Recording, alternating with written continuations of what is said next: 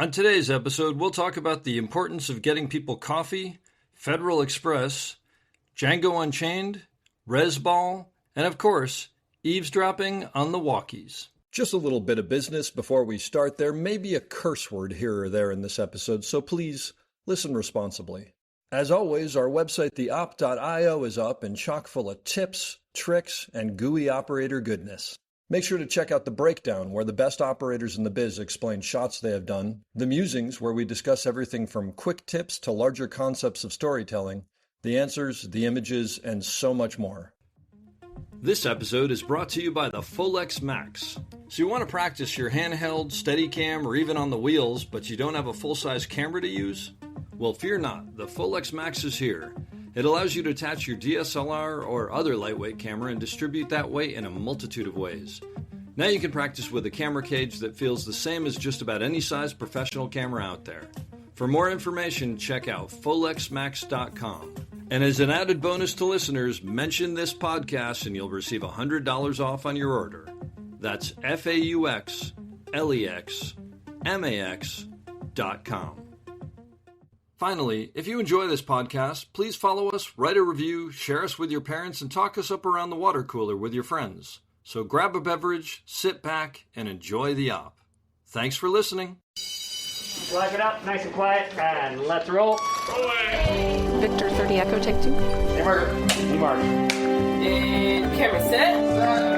And action. Hello, everybody, and welcome back to The Op, the podcast where we talk about operating and the art of visual storytelling.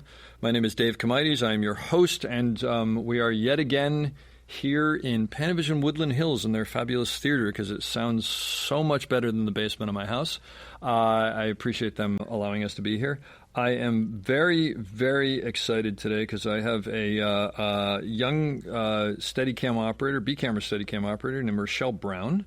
Some of Rochelle's credits as a B-camera Steadicam operator include an upcoming feature which is not out yet called Resball, directed by Sidney Friedlander, who's a director who I've worked with who's great. Little America, Angeline the miniseries. I did not know there was a miniseries about Angeline. And as a second AC, which is what she was doing before she made the jump to camera operating, Judas and the Black Messiah, Homecoming, Brooklyn Nine-Nine, Westworld, Suicide Squad, and as a PA, Django Unchained, which I want to ask you about because I know a couple people who worked on that. Rochelle, thank you for being here. Thank you for having me, Dave. Yeah, I don't remember the last time I saw you, Dave, but I see you since The Harder They Fall. I must have, right? I think we have. Okay, Rochelle and I, we have a very was that the first time we met? It wasn't the first time we met, but it was the first time we almost worked with yes, each other. So there was a feature called The Harder They Fall, Western in Santa Fe, New Mexico, and Sean Bobbitt was the DP, and I flew out, and Greg Williams was the first AC, and Rochelle was the A camera second, and I knew Greg sort of, and I'd heard all about you. I was all psyched, went out there to New Mexico, did, 2 days of rehearsal? You guys were probably there longer prepping, I would imagine. Yeah, we were there. A day there or two of rehearsal, and then we got a call into Netflix's offices, and they said, there seems to be a bug going around, and we're going to shut down for 2 weeks. And that was the beginning of the pandemic, and needless to say, yeah. So when we ended up doing the movie, a year later or 2 years or whatever it was a different cinematographer, and I was on board, but they had a different camera crew, and unfortunately we didn't work together. Yeah. And then actually Sean called me for Judas and the Black Messiah, and I wanted to do it, but I couldn't do a location show right then, so I missed out on that one too. Oh, so close. So one of these days, but now you're an operator. Maybe we'll work together as operators on the same shows one of these days. But anyway, so we met there, and I thought it would be great to have you here. I was telling you before, you're a newer operator, so I kind of am interested in hearing what your journey is like right now, because I can talk about it, but it was 30 years ago, and who knows, I'm still talking about when movies were hand cranked, but I'm getting ahead of myself. Tell me your story. How'd you get here? What's your story? What's my story? My story is that I was born in a little hospital in Port Antonio, Portland, Jamaica in March of 1987. I didn't know you were from Jamaica. Yeah. Wow. Okay. All right. And then my parents and I immigrated to the United States in 1996, December 7th, actually. I will never forget that day. Wow. 1996, Okay. to Atlanta, Georgia. And, like immigrating to a new country is always like a difficult process. So I didn't necessarily enjoy it at first. How old were you? I was 9. Oh, that's a great time to be going to a new country Right? too, leaving all your Right? friends, and no problem there. Exactly, Yeah, exactly. And so like it was like a really interesting time and like rocky few years. And then by the time I made it to high school, I had this really great best friend, and what we used to do on Fridays is that her dad would drop us off at the movies. Nice. And that was the first time I had like been able to go to the movies. Like we literally, like I remember when I graduated high school, we had stacks of movie ticket stubs because we You went kept so your much. stubs. I love that. Always did. That's so great. That's great. But like we would go every single Friday. We would see whatever the newest movie was. Nice. And we would see 2 movies, and that was just our thing. And so that's honestly how I got into like watching movies all the time. But before I was interested in photography, and my mom had bought me like a 35mm Canon camera one summer, and I just started to snap photos of everything, like my nieces, everyone in my family. Yeah. And I started to get them developed and see, oh, this is what I'm doing. And then when I entered like my junior or sophomore junior year in high school, I found out that we had a class called mass media. And the reason I really wanted to take it was because you got to leave class early. Nice. And you got to run around school with a little video camera. And so I finally got into that class, and I remember that teacher, like I've since talked to her since I've graduated. And she taught us, like, I remember her showing us Citizen Kane. Whoa, and, like, nice. The Truman Show. Do you remember liking Citizen Kane? I hated it. Okay. I was like, what is this build up to? And then when it It's a comes out sled. that Rosebud Yeah. is a sled, I was like, Oh, boy. really? By the way, PG? anybody listening to the podcast, I'm Yeah. sorry. I'll put a spoiler at the So front. sorry about that. But, Some really angry people. yeah. But that's so funny. But, it got me into just like, because she would like give us little assignments, like what is hard light, what is soft light, Wow. and like defining things like that. As a 17-year-old, you're not really like really truly understanding what it is that you're doing. Totally. But what she also did was she made us do a TV show, like a morning news segment. And when I got to my senior year, there was no one else to anchor it. So me and one of my best friends at the time ended up being the anchors of So it. this is like shown in the school and homeroom or Every something? Friday. Oh, that's so fun. They That's gave great. us a slot. Please tell me, do you still have these videos? I have some Oh, come of on. them. All right, I'm going to bug you for this. I'm going to put this, hopefully, as a if you'll let me, I'll put it up as a compliment to this podcast. I'll try to find them, but they're hilarious. Oh, you totally should. That's Because it's like, the cheesy green screen with the terrible I can see it backgrounds. now. Like, Yeah. I remember we had like a little book. They were called Magic that we would edit on these little magic boxes. And you could put the disc in, and then you would like scroll through the different backgrounds you want, and then you would click it, and it would automatically populate behind your head. That's so cool. And it was just terrible. Oh, I'm sure it was totally cheesy. Terrible. Totally cheesy. But That's that got us into so we would shoot the news segments, and we would get stuff from like all the coaches, the teachers would give us announcements. Oh, But so this then- is the school news. yeah, it was the school yeah. news. And so, but then we would do little segments. So we'd go out and we'd shoot like little commercials for like home ec or something like that. And then we would also like shoot the basketball and football games and pep rallies. Yeah. So we would always have something to put in between the segments. That's great. But I loved it because it was so creative, and I had never done anything like that before. And I would she would allow me, like certain students, to take home the magic boxes, and I'd go home, put it on my TV, and edit on the weekends, like to finish my segments up and stuff like that. But that's when I really truly understood. I was like, oh wow, I really like this. This is something that I could do. Now, granted, I had no idea about the film industry. I didn't even know this was a job I could do. And so it wasn't until she was like, what college do you want to go to? She's like, there's a school called SCAD. I'm like, SCAB? She's like, no, SCAD, the Savannah College of Art and Design. So you went to SCAD? Yeah. It's a great school. Mm-hmm. It's Great a school. wonderful Yeah. school. And just backing up, I'm assuming that the Atlanta that you're talking about was not what it is today with the huge film industry. It's like there wasn't, okay. There wasn't anything. There wasn't anything at all in Atlanta. And actually, they didn't even have film as a major in their Atlanta campus when I was there in 2005. Yeah. So I ended up going to Savannah, Georgia, and majoring in cinematography. Okay. And from there, I met one, because our college has this film festival it's massive, and it takes over all of downtown Savannah. I've heard of this. Actually, do you know who Alan Queso is? Yeah. Alan Queso is, I think he's the cinematography professor there. Yeah, he I is. interviewed him, actually. He told me all about SCAD, and we talked at length about it, yeah. But it sounds, and he mentioned something about the film festival. Mm-hmm. They're actually, he told me they're actually now building full sound stages on, feature quality sound stages on the behind SCAD, or as part of it, that they're actually going to use as money makers to rent out to film companies. That's smart, and that's awesome. Yeah. I actually know Alan. Alan was, I met him on the very first show I ever PA'd on. He was the first DP, and he was very nice to me, Super talking nice to me guy. about Steadicam. Did he ever tell you about Roar? No. So for anybody who's listened to the Alan Queso episode, I won't tell you too much, but Roar was this movie that was made over about 7 years in California with about 40 real lions, and people got scalped. He was put in the hospital a couple times. He was a camera assistant on it. It's the craziest movie in the world, and he was the camera assistant on it. It's crazy. Oh wow. Yeah. So anyway, sidetrack. But good. Yeah. Look it up after you listen to this episode. Look up Alan Queso and listen about Roar. Okay. Yeah. Okay. But super nice guy, and a Steadicam operator, one of the earlier Steadicam operators. Yeah.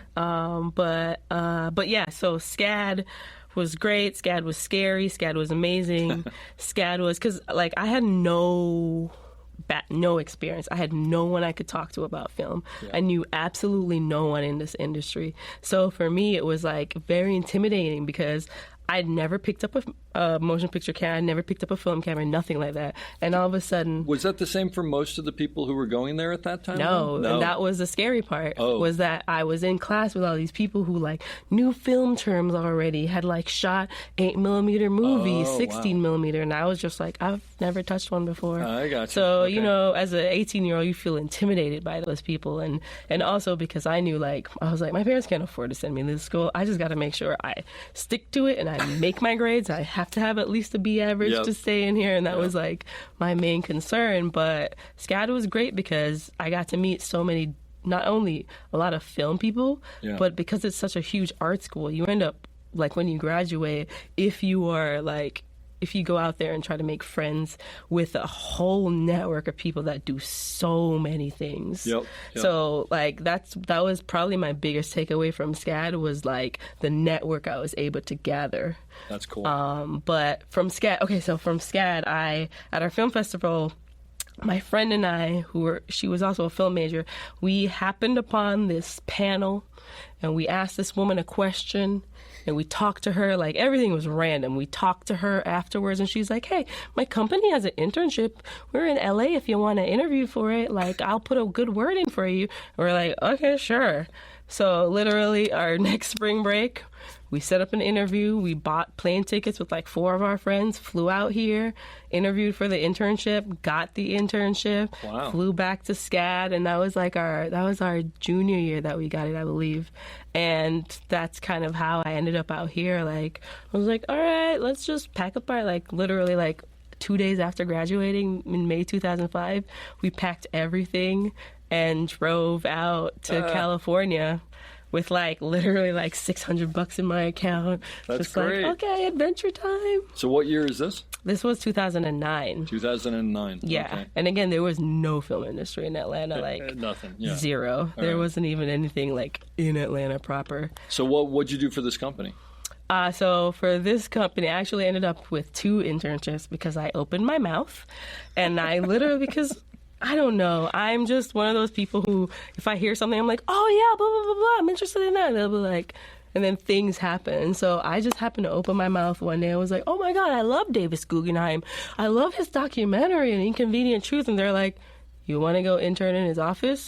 I was like, sure. Wow. Absolutely. So at this internship, I would go to Davis Guggenheim's office in Santa Monica on Mondays to transcribe Waiting for Superman. Oh, wow. And then on Great movie that I don't think a lot of people saw. Yes. And It is a great movie. It's an important movie that I don't think a lot of people saw. Watch Waiting for Superman. Go check that out. So good. Yeah. So well done. Yeah. And he directed an episode of ER like eons ago, and I worked with him. Yeah. Did you really? One episode. Or something. Yeah, he's such a nice guy. Super nice guy. Yeah. Yeah. But yeah, so I was that's when I learned what even transcribing was, like how you cut together a documentary and all of that. Because everyone in his production office were just wonderful people, would just teach me anything I wanted to learn. That's great. And so I would do that for one day, and then I would go to the company was called Participant Media. Oh yeah, sure. And so I'd go there, I think it was 2 times a week in Beverly Hills to work in their office. And after... like around, the internship was coming to an end, and I had heard that Davis was executive producing a TV show called The Defenders. And so I don't know who told me to do it, but I walked up to him one day and I was like, "Hey, Davis, I heard that you're producing this TV show. I was wondering if I could give you my resume and you could possibly give it to them because I would love to be a PA on it." Kid you not, 2 weeks later, I get a phone call from someone, and they're like, "Hi, Rochelle, we've got your resume here. We'd like to know if you'd like to come to interview for the show called The Defenders." And I literally nearly dropped the phone. Wow. And so I went in, interviewed, and got the job on the spot, actually. As like an on-set PA or an office PA? Or? Office PA. Office PA. I was one of 3 office PAs. Wow. And so... But a paid gig now. Yes, paid gig in the industry. And that was key for me because I was still working at FedEx office. So I had my day job, you didn't say that. Okay. Oh, yeah. So my day job was like working at FedEx office in Beverly Hills. So FedEx is 9 to 5 or whatever, and then you're interning at 2 separate things. Okay, so you're essentially lazy. Oh, yes. I was super lazy. You're not driven living in Pasadena, driving all the way every day. When were you sleeping on someone's couch or what? Oh, no. It was 4 of us got a place in Pasadena. Okay. And it was like a 3-bedroom because my boyfriend at the time was out here, too. So it was like a 3-bedroom like townhouse that we shared. It was like $600 a month for rent. And we were like, yes. Mine, when I first, my first place was an apartment that I had myself, and I don't quite, it was in Whittier, so it must have cost nothing. Yeah. But the second place that I lived was right across the street from Disney Studios, because I remember you could go down to the end of our street and you could see like the dwarfs holding up the roof on Disney. It's not Disney Studios, it's like Disney Corporate, I guess, or whatever, over in Burbank. And it was technically speaking a 2-bedroom house, and we had 5 guys living in there. Yeah. So we put a door on the living room and someone lived in there. Yeah. I had this in-between room that I think was a sunroom that was maybe 8 feet by 10 feet, and that was my room. There was a pool table room in the back that one of the other guys lived in, and then the other 2 guys lived in the bedrooms. The bedrooms. And I think we were each paying like $200 a month or something like that. I was delivering prosthetic hips to hospitals to make money. So anyway, that's another story entirely. Okay, that's awesome. That's more exciting than FedEx office. But I actually picked it because I thought it would be interesting. It would show me around LA. But anyway, so you're FedEx office, so you get the PA job. Yep, get the PA job. On the Defenders. The Defenders. It literally ran for a season. Yep, it was Jerry O'Connell and Jim Belushi. Jerry O'Connell's a super nice guy. He is a sweetheart. Worked with him a bunch of times. And he remembers everyone's names. Yeah, right. I'm like, Jerry, how do you do that? He's like, I don't know. Yeah. It's just there. Yeah, and meanwhal, I'm like, I know you're the star, but your name is... I can't remember anybody's name. Same thing. He was so cool. Nice. So got the job. We shot the pilot. We were down, and I was like, what is this downtime? Am I ever going to get another job? And then it got picked up, and then I did a year on that show. It was a 22-episode order TV show. And so I was like one of 3 office PAs. We were shot on CBS Radford. And what was really cool about that show was that they were super open to just like, they knew that I didn't want to be a writer or a POC or anything like that. Okay. And so they're like, what do you want to do? I was like, camera department. They're like, okay, no problem. So what they would do is every time there was distro for camera, I always took it to them. so I could get to see what an actual set was, and I would get to like interact. Like that's how like I would talk to Alan. I'd go over to set, bring them their distro, hang out for Alan a Queso? second. Oh, that show was Alan Queso. I either missed that or I didn't get that. Oh, I got you. Yeah, okay. yeah, that was the So one I you met him basically on. bring them all the paperwork they needed and be like, "Hey, what's going on here?" and just be like, "What's going on there? What are you doing there?" Okay, And were they pretty? They were pretty cool, open about. Yeah, they were all really cool. It was the operators were this guy named John Flynn John Flynn, sure. Yeah, and then probably John Flynn the third. Yep, yeah. Yep. And then Brian Sullivan, I believe, was on B camera. Yep. And then I can't remember the rest of the assistants, but I remember the utility was this woman named Yuka Kodono. And Yuka was really cool, and Yuka actually, after the show ended, you're in the wonderful, am I going to work again? Where do I want to go? Do I want to go on set? And Yuka remembered that I wanted to be in camera department and randomly calls me and was like, hey, so I'm like the assistant to Janusz Kaminski, and he's directing his first like feature, and they need a camera PA. Do you want to come PA? And I didn't even have to say yes. I was like, of course you go, of course. And so that was actually the first time I'd ever like camera PA. Wow. Which was really cool because I was like, okay, first of all, it's Janusz Kaminski. Yeah. Like, right. Okay. Yeah. And then like the assistants were what movie was that? I don't even remember the name. I don't know if he it directed a came movie. out. Okay, it obviously didn't do huge things. Okay. Exactly. Anyway, yeah. So who shot for him? Who was the DP? It was this like young dude. His name was like Keith something.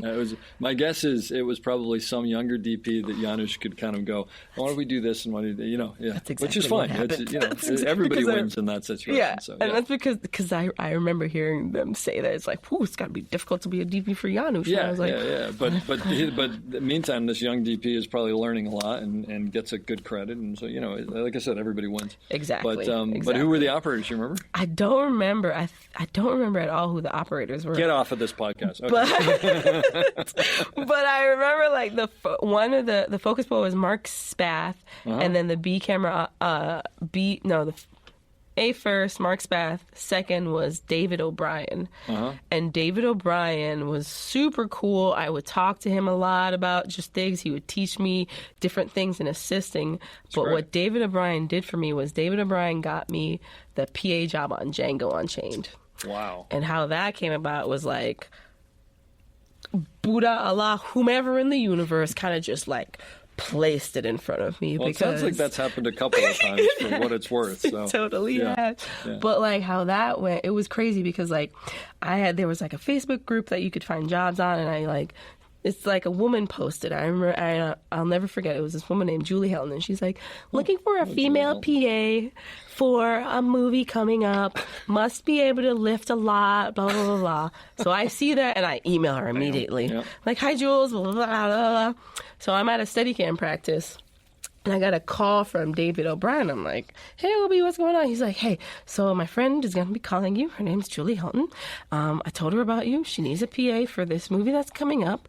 I won't tell you what it is, but just know she's going to call you. I gave you a really great recommendation. And if you want it, the job is probably going to be yours. And I was like, thanks so much, Obi. So she literally calls me maybe like 5 minutes after that. Wow. And she's like, hi, you want to set up an interview, blah, blah, blah, blah, blah. And I remember I was like, Julie Helton. So I go back to my emails, and that was the same woman I had just emailed. Yep. And she had actually responded to me telling me to come interview. There you go. Also. So we set it up, and it's literally here at Woody. Patterson Woodland Hills.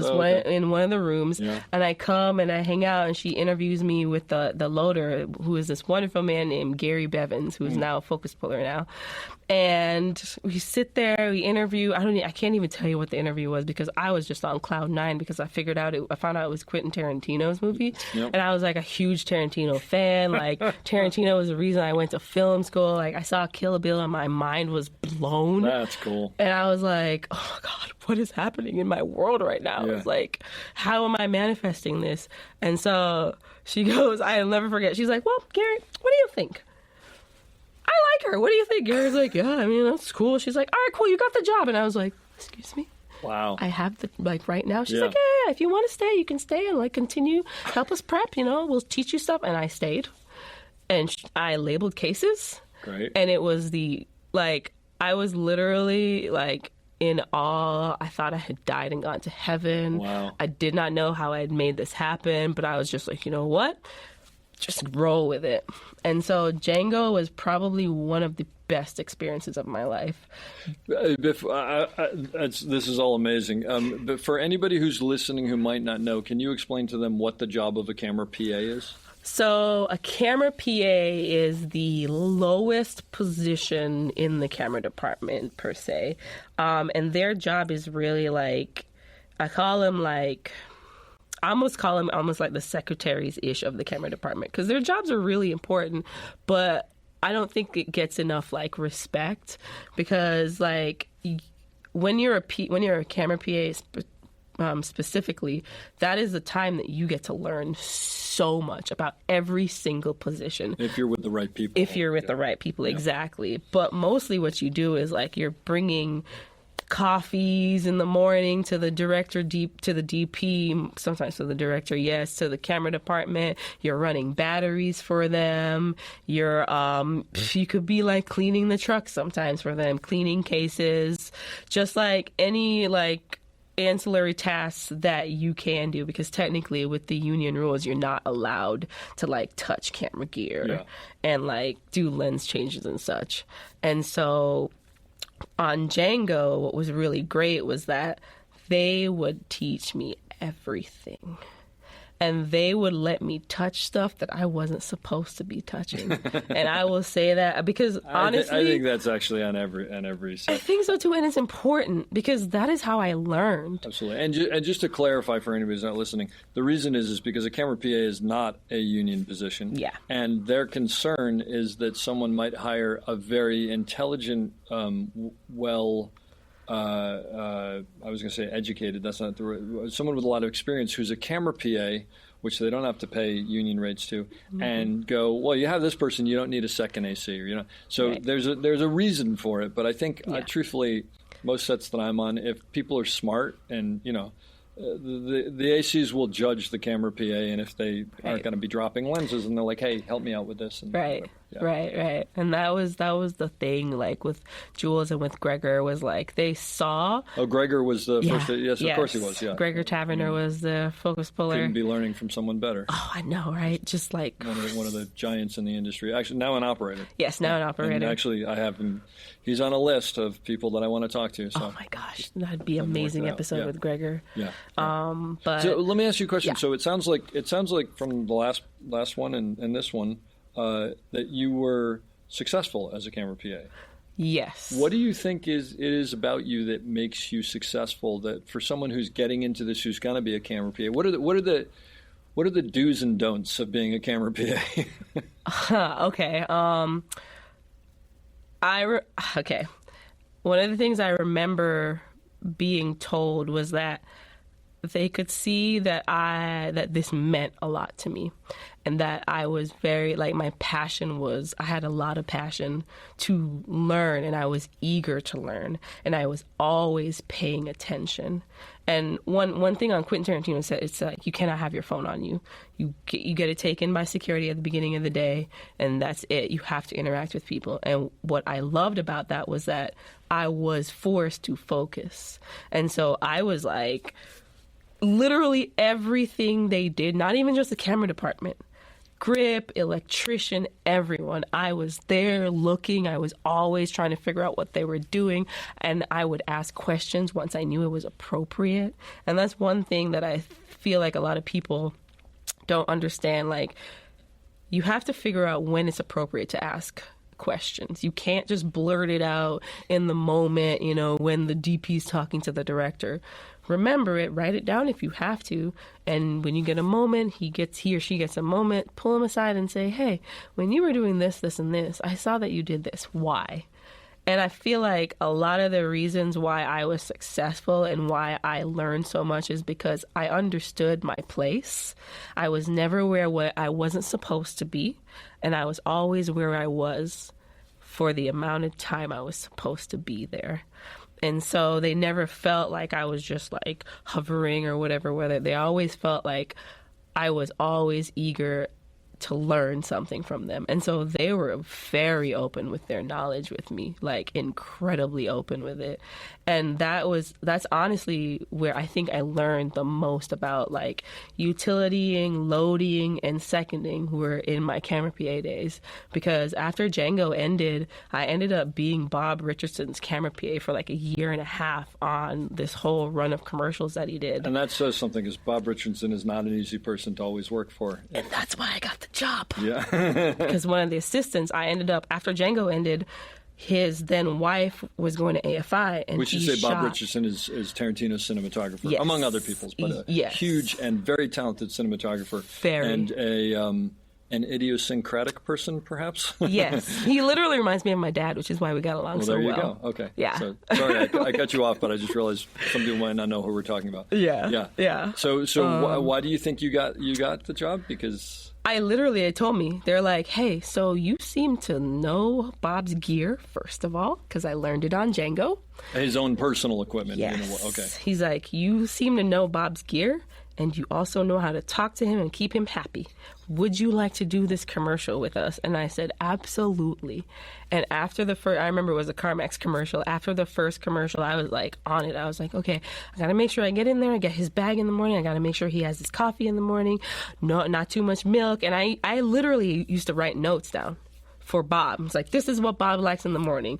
Step 1, step 2, step 3, step 4. And before I go to work, I would look at my notes and I'd make sure I hit everything. That's I'd amazing. Fade away in the background. And he wears comms, so I'd wear one. Didn't have to. No one really told me I had to, but I would wear it. But I would hear what he would say to the assistants, and I'd go and I'd look, and I'd be like, okay, that's an ND. That's where they're putting that in the... So you were eavesdropping. Oh, all the time. Yeah. That's probably like the best thing on a set, always be eavesdropping. It's funny because one of the things that I will do with camera PAs, and I mention to people if they can, is when we're setting up a crane shot, if they don't have anything to do, I always go, look, there's 2 extra headsets, go put them on and just listen.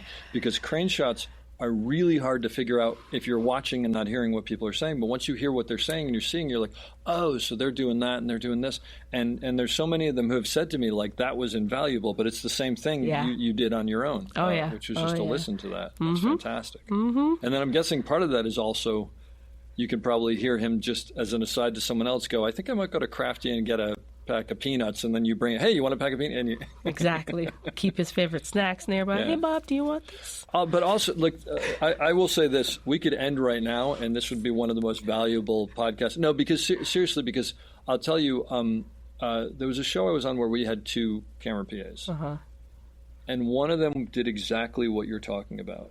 And the other one was clearly too good for this. Mm. And I took the other person. I'm not gonna say sexes or anything that will define who these people are. But I took the one who wasn't so into it aside one day, and I said, I wanted to let you know I can sense that you're frustrated if I say, hey, can you grab me a cup of coffee?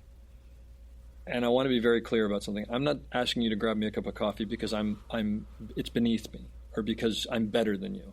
I'm asking you for a cup of coffee because I'm tired. I can't get away from the camera. Yeah. I need a cup of coffee. And part of your job is to facilitate that, and that's okay. So there's no judgment here. But I said, but the thing that you're not getting is that you're getting me the cup of coffee is as important as me landing the next frame, because it's all part of the same thing. And this is just where you are in the point. And at some point, you will hopefully be where I am, and you will hopefully ask someone else for a cup of coffee with no judgment and with no matter. And I said, do you see this other person here? This other person is constantly coming up and going, hey, are you guys okay? Can I get you anything? Can I get you anything? And as a result, this other person is always hearing, we're good, but hey, take a look at this. Look, this is this line, and this, because they're in the space. And again, but this other person who was really on top of it, knew when to ask something, knew when not to ask something, knew when to write it down and ask later. And, and I said, you do whatever you want, but there's 2 people here. And if I had to make a call tomorrow, it wouldn't be to you. I said, I say that with love because I understand where you're at, because you're like a racehorse who wants to get out of the gate, but you're not ready to get out of the gate. Yeah. So you need to stay in the gate, and you need to learn and it was well taken, and I think it made a difference. But I get it. It's hard it's hard to, and I also think where you are in your career in the time period that you are is different than I actually never camera PA'd, so I can't even. I just it was a different time period, but whatever. Yeah. But was different than a long time ago because now, like back then, the only time you could like frame something and edit something and whatever was if you were working because we didn't have camera. But now everybody's like, well, I know how to frame and I know how to do that, and so I think there's even more of a like, why am I getting coffee? And yep. But it sounds to me from what you're telling me like. You understood how valuable that was. Mm-hmm. And the truth of the matter is, and you said it really well, is the reason that camera crew liked you was because you kept Bob happy. And that's exactly what, and so as a result, they're like, hey, we want you to keep Bob happy. We want you to keep us with us. So let's show you all this stuff. And, Yeah. So, yeah. But it's just, it's, I interviewed Tommy Shalami, who's West Wing and this and the other. Yeah. And one of his things that he said, which is so true, is like, if you're a PA, be the best PA. If you're a second AC, be the best second AC. And you may want to be a director, but I don't want to hear about you want to be a director. When we have beers tomorrow night, you can tell me I want to be a director. You're a PA now. Yeah. And I tell that to people that I run into now, like who are PAing, who are utilitying, who are seconding. It's like, look, I don't care. I don't care. Don't care right now. Yep. Right now, you're my second. Exactly. So I want you to do everything that a second's supposed to do because when you don't, I notice it. And I've also been a second, so you can't really get anything past me. That's exactly and I think that's what a lot of people that I'm running into, like a lot of younger people are not understanding. And it's like, look, you will move up, but if I see that as a PA you're killing it, you don't want to do it, sure, but you are killing it.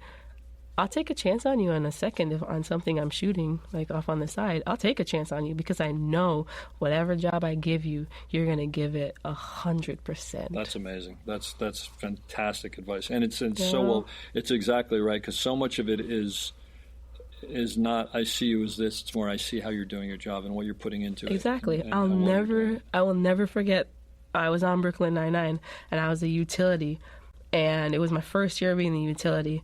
And I had been working as a second for like a few years, maybe like 2 years, like, non-union world coming up. And I got the job literally by opening my mouth, like randomly one day on another job, right? Something it sounds like you've never done before. Right. Yeah. And so I had to clean this tent. We had a Ultra Brown's tent that they got specifically made for Video Village. And I had been dreading cleaning this tent. I was like, man, why do I have to clean this tent? Fine. And so I was like, I'm going to do it. So I got my speaker, brought it outside. I set everything up inside. I knew because I always checked my side. I always knew where everything was. I was like, all right, they're about to be on this scene for probably like 30 minutes. They won't ever need to move anything. They're going to shoot in this direction. I got time. Set them up. Everyone was fed. Everyone had everything they needed. And I said, hey, guys, I'm going to go outside and clean this tent. Unbeknownst to me, the A-camera focus puller came outside. Now I'm there, I got my cleaning supplies, I got my music, and I'm literally like bopping around. I'm like, You're in like the parking lot basically? Oh yeah, right by the camera truck. And granted, I did not want to do this at all. I tried not to do this. And I was like, nope, I gotta do it. Let's just do it. Lean in. And all of a sudden, I hear on the walkie, guys, I just want to let you guys know that Rochelle is outside right now, listening to music, dancing, and cleaning that tent. She's a better person than I am because I would not be happy to clean a tent right now. And I didn't say, and I just said, thank you. And I didn't say anything other than that. But like, they didn't need to know that I didn't want to do this. It makes an impression. It's like, like my old focus puller used to say this thing where he's like, you can either do it my way or you can do it my way. Irritated or mad.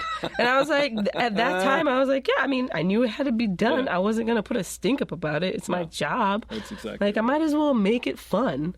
And I feel like you have to, like, honestly, in anything you do, you need to kind of have that type of attitude. It's like, yeah, I don't necessarily want to do this, but it has to get done for this job. So why am I going to be mad about this right now? That's like, there's great. So many other things to be upset about. That's life right there, by the way. Exactly. Yeah. Just do it, get it over with, and then you'll be done. Yeah.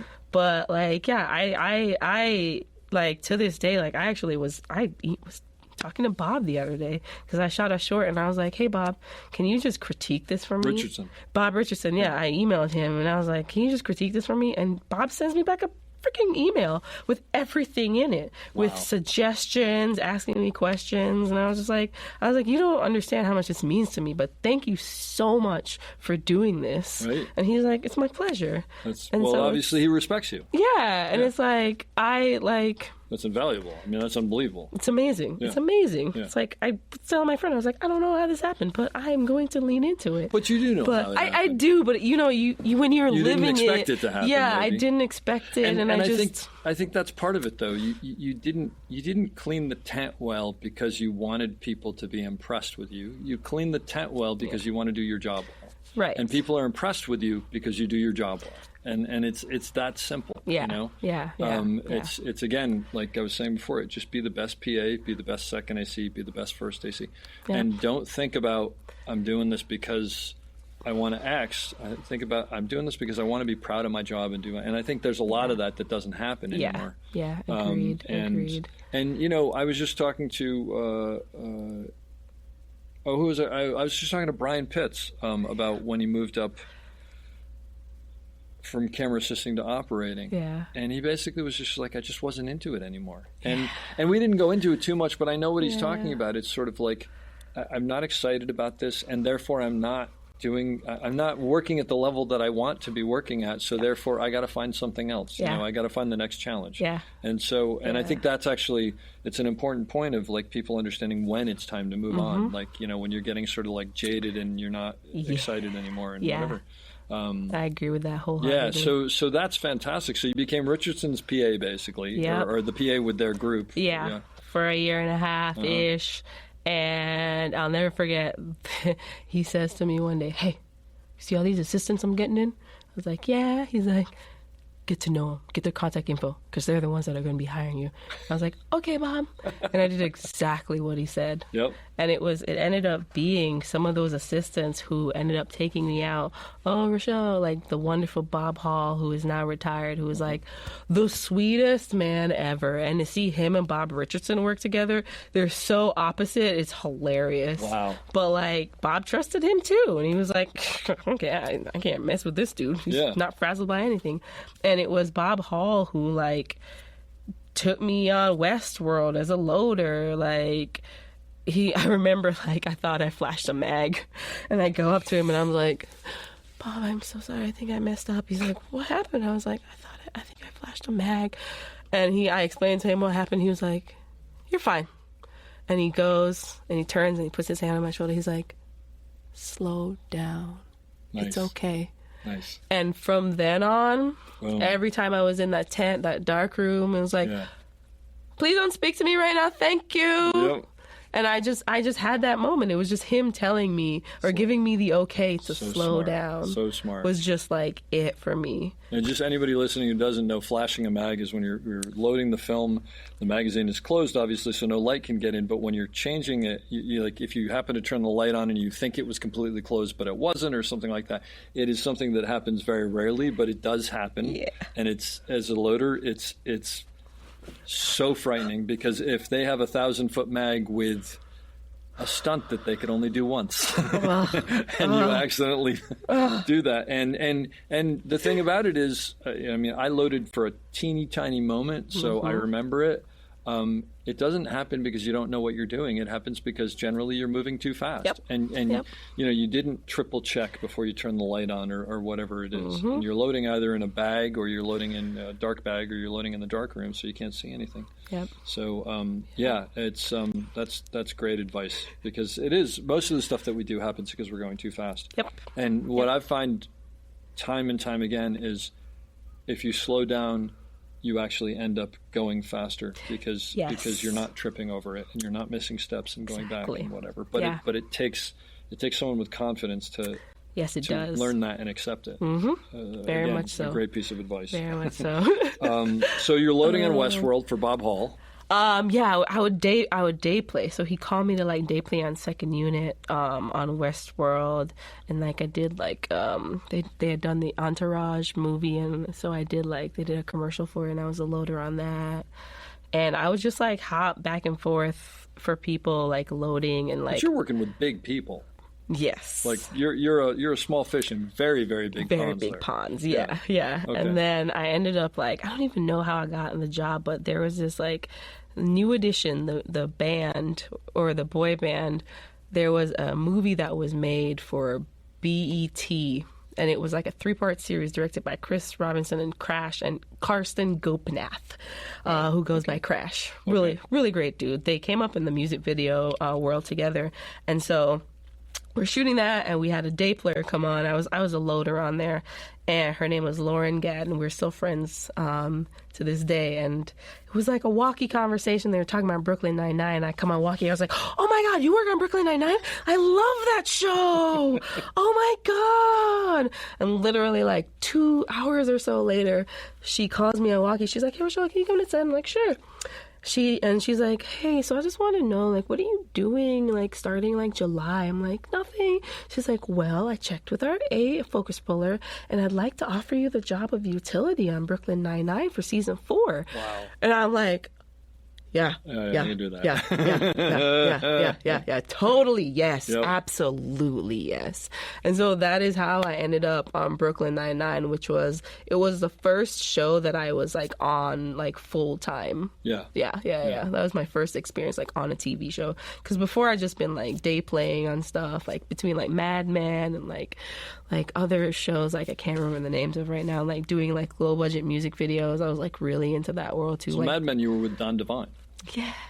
Wonderful Yes, guy. I used to day play on that. That's where I learned how to run cable. Oh, really? Yeah. Okay. There you go. Don's fantastic. Because Lisa Guerrero. Lisa Guerrero. Yeah, Yep. yeah. She Great is people. like You're learning from great people. Oh my God, yes. She's like magnificent. I love her. And just for anybody who doesn't know, and I never completely understand, a utility does what? So utility's job is they basically like, it's like a loader, except like on some shows you will do paperwork, on some shows the DIT will do the paperwork, but mostly you're cabling stuff. Mostly cabling. Yeah, that's and what I Brooklyn Nine-Nine was a 3-camera show that was all cables. Gotcha. And with 2 different villages. Oh, I see what you're saying. Yeah. So I would like It's a lot have of to, cabling. full on cabling, and it was tough. Like if you were not good at wrapping cable, it would be a difficult job for you. Yep. But I'm kind of anal retentive too, so like That helps. all my cables were like had to be straight. Like there were nothing that like there were no diagonals on my set. okay. It was always like straight angles, That works. which worked out really great. But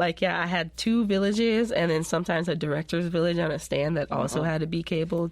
So I would be in there for rehearsals with the operators, and the operators were cool. I would stand right next to them. That's great. And I would always know which way the camera was pointing. Uh-huh. And so, like, on the stage, they literally, it had been going for so long that they had things set up. Like, they had fiber on one side of the stage that ran up in the perms up top, and Fiber then would optic come cable, down. you Fiber optic Gotcha. cable. Okay. And so I would know, okay, they're over here. I'm going to have to drop the fiber optics. So I dropped the cables before the rehearsal was even done and have them waiting for me. And then and all the villages always had the same spot, and I learned it really quickly. I would take notes my first season, so I always knew where to go. But what I did was, because being a utility, it wasn't like I was already kind of past that point in my brain. Yep. So what I would do was I would make sure that all my utility tasks were done. Village picture was up. Like everybody, it was like the village on Brooklyn Nine-Nine was very different. They had it custom built, and they had like different things that I have to pull out. Single channels, like the DP and the script supervisor had these little butt boards that they would sit on in their chairs. So I would just make sure like single channel drawer pulled out halfway so that they could walk by but not hit themselves. Make sure all the monitors are up, they're properly tilted down, all butt boards were down. Andy Samberg liked to sit always next to the script supervisor, make sure there's room for Andy's chair to be there, and I just make sure everything that they needed was good, because they're doing everything else. This is the one thing that I can do to help them, to just sit, do what you need to do, and bring you a drink. Are you okay? But and again, all those things, that's an important. It's a piece of the bigger puzzle that if it's missing, the puzzle's not gonna be complete. Exactly. So there's no question about it. Yeah. Exactly. Yeah. But you had the right attitude about it, which is, this is important. This is what my job is. I'm going to do it well. Yeah. And they were also really cool on that show too. Like they would let me come sit in. Like one of the producers, he was really friendly and be like, "Rochelle, come on in." and I get to like sit in Video Village tent with them. And then like Andy and I got really cool, and so I'd be able to like sit there and just like chill next to Andy and like watch stuff. And then what I would really do is I would research when I was on that show. So I'd get all my tasks done, and I had set up the costumes, the hair makeup village, so that I could have a little desk back there with my iPad. And so I would take notes and I would research whatever I didn't know. So they'd try to find me like, hey, Rochelle, picture and down. And I'd be like, okay, copy. So I wouldn't ever be far away from where they would need me, but I could do my own stuff. Like I had little books I would read sometimes, had like a little office lamp set up. That's hilarious. But like the point was like, because my job was done, they never questioned where I was, what I was doing, because whenever I needed to be there, you were there. I was already there. Yep. Like, I would already know what the problem is. I would know how to fix it. And because they trusted me and knew that I knew what I was doing, and if I didn't, I would ask questions, they would just give me time. They'd be like, Rochelle, what's wrong? I'd be like, I need like 5 minutes to fix this transmitter. They're like, okay, cool. And they wouldn't ask any questions. They just give me the time. Yeah. And so, like, that's the show that I started to, like, really kind of, like create a system. Mm-hmm.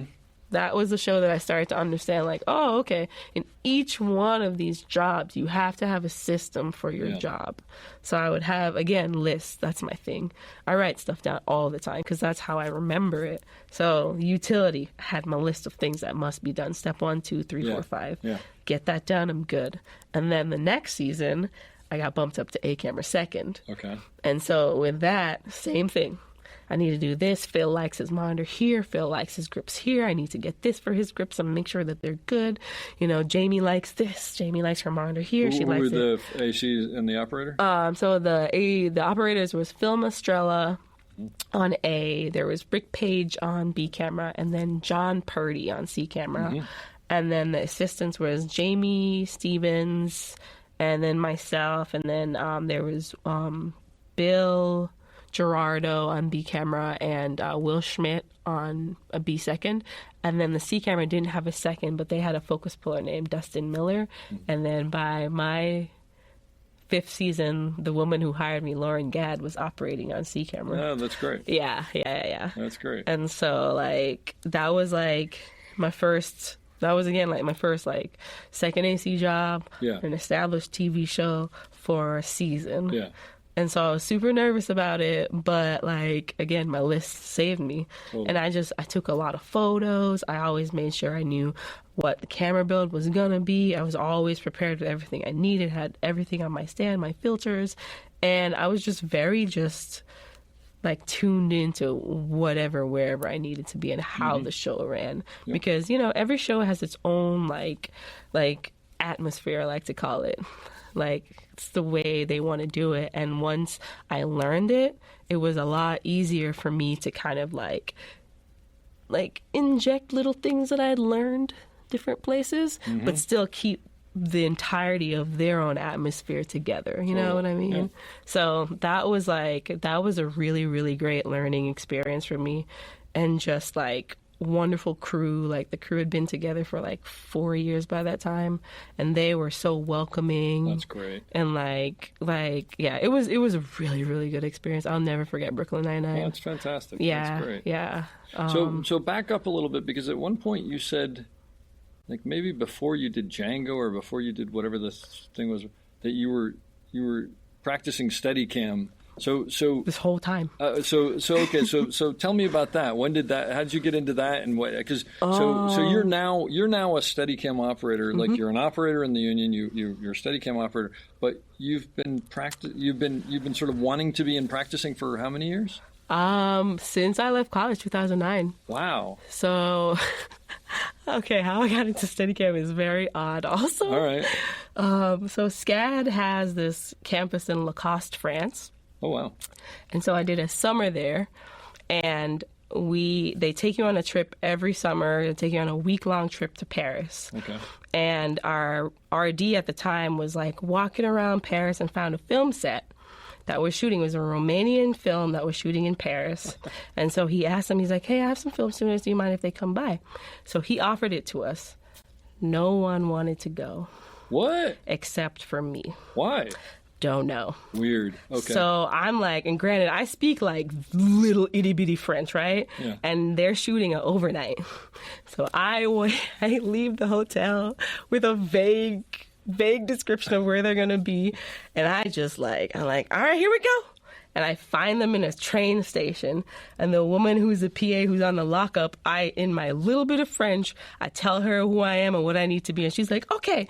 And she brings me over to the main set. And they had known I was coming. And they assigned me to this guy who was also like a PA, this dude named Matthew. And Matthew kind of like was in charge of me the entire night. And I'm sitting there and I'm just like, okay, I'm in France. I'm on a film set. This is amazing. A Romanian movie A film? Romanian movie. And I look, and it's like they're coming out of a ballet studio. And I look across the street, and I see this guy, and he's wearing the camera on his body. And I'm looking at the monitor, I'm looking at the camera. I'm like, huh? And I asked him, I was like, what is that? He's like, oh, that's a Steadicam. I was like, I think we have a class in that instead. You'd never seen a Steadicam before? I had never really, I had heard about it, Wow. in school. But you had to be an upperclassman to get into the class. Right. And so I think I was like a sophomore then. It was going into my junior year. And I'm like, whoa. And he's like doing a pole. Yeah. And then he lets her go by and then he pushes her up the stairs. Yeah. And I was like, that is the coolest shit I've ever seen. Do you remember who the operator was? I do not. Okay. I don't.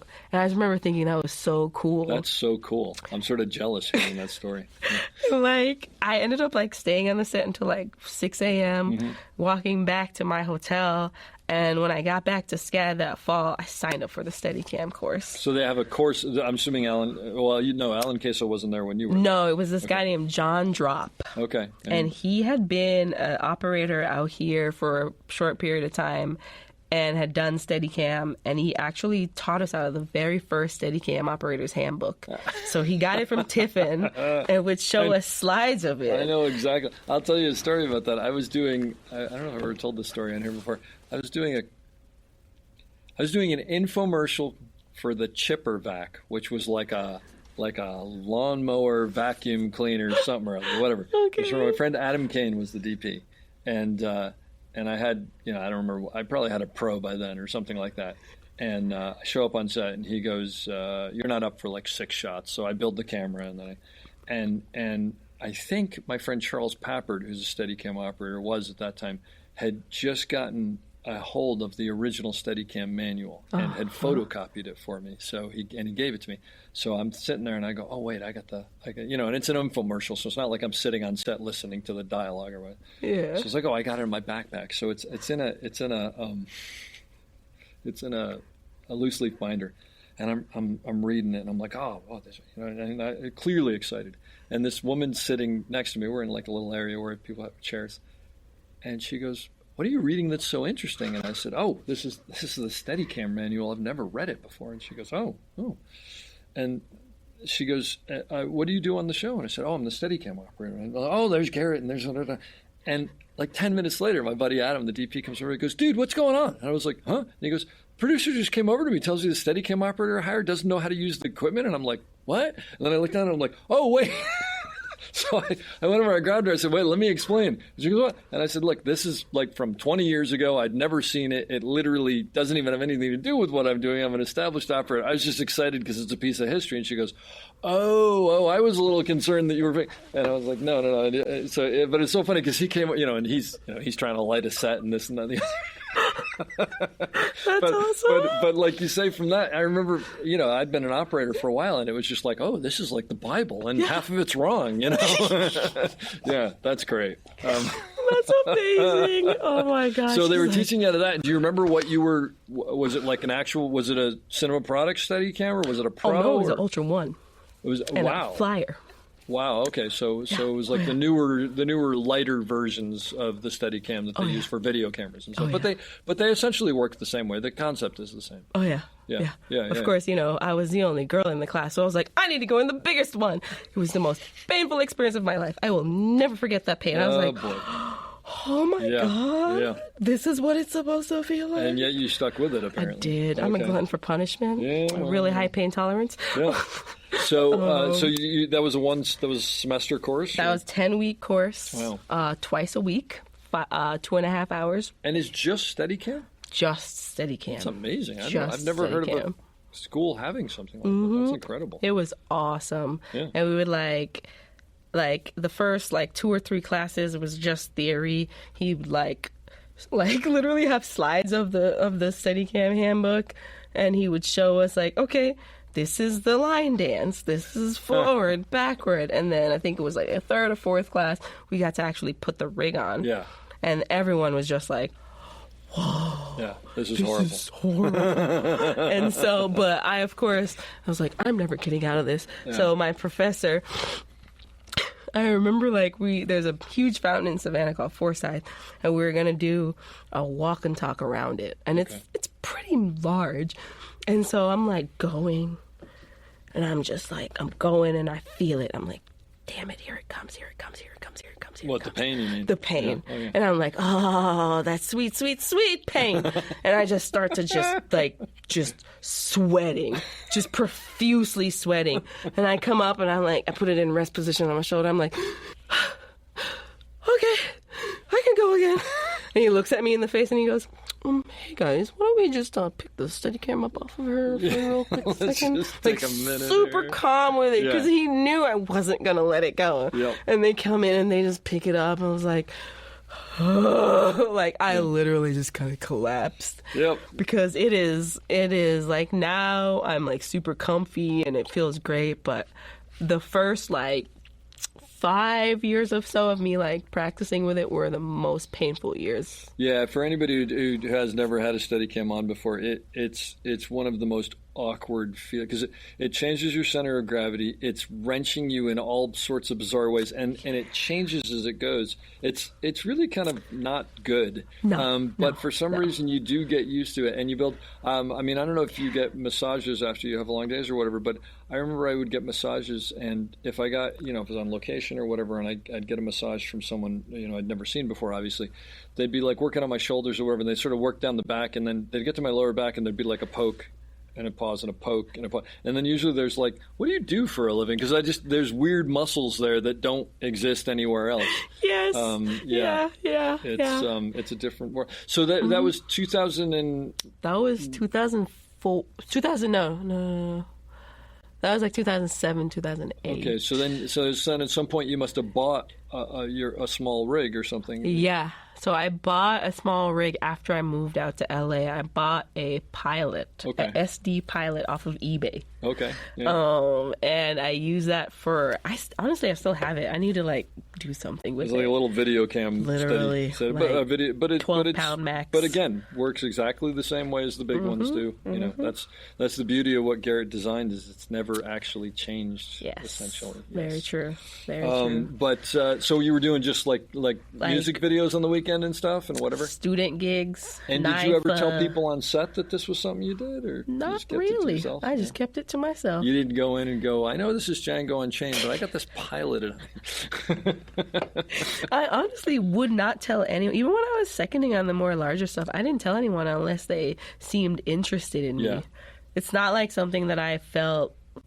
And maybe that's just my personality in general. It's if you don't seem like you're interested in getting to know me, then I won't really tell you much about myself. I hear you. But I know, in my seconding career, I have gotten a lot of help and just tidbits and stuff from people, from Steadicam operators on set, once they figure it out. Because you can kind of tell when people are interested, and they could tell that I was interested. Yeah. Because I'd be around when Steady was up, even more, and just take care of them even a little bit extra, because I understand what it felt like. Sure. And I'd just be looking at the rig and seeing how they would build things, and watching how they walked, watching what their post hand was doing.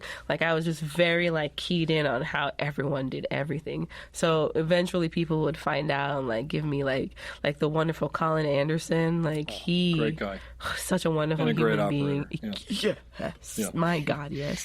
He came in with us on Space Jam for I think a week, and I would I don't know how I ended up telling him, and after he found out that I wanted to operate, he would go talk to the director, blah, blah, blah, and he'd come back and be so I did that because, and he would explain why he would do certain things. Doesn't surprise me at all. right? Doesn't surprise me. And then one morning, he gave me a 30-minute lesson before work. That's great. Yeah. Put me in his rig, watched me walk, and gave me tips. There's something weird about Steadicam operators when they find out other people are interested. And I think it's because we all had people who taught us, because it was a very, especially like, Colin, myself, other people who are sort of that era. Yeah. There still weren't a lot of us around. And it was like, it was the kind of thing that if like 2 a.m. your rig went down, you put a phone call out and someone got up and drove you their rig, and no rental, just like, because we all wanted to succeed. You know? So it doesn't make. So I think it carries through a little bit, and also, we still want. I shouldn't say only we. You're part of this now. You're part of this too. You want everybody who's a Steadicam operator to be good, so that Steadicam operators are good. Exactly. Sort of. Exactly. So you want to pass it on. Yep.